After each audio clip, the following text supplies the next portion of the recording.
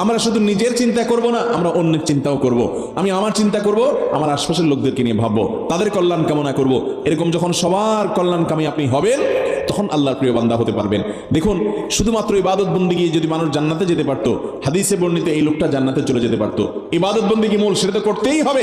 ওইটার পাশাপাশি মানুষের অধিকার, বাবার কি অধিকার, মায়ের কি অধিকার, স্বামীর কি অধিকার, স্ত্রীর কি অধিকার, ভাইয়ের কি অধিকার, বোনের কি অধিকার, প্রতিবেশীর কি অধিকার জানতে হবে এবং সে অধিকার আদায় করতে হবে।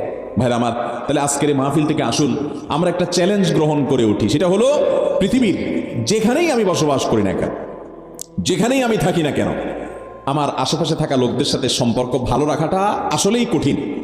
দূরের লোকদের সাথে সম্পর্ক ভালো রাখা সহজ, কাছের লোকদের সাথে সম্পর্ক ভালো রাখা কঠিন। কারণ কি?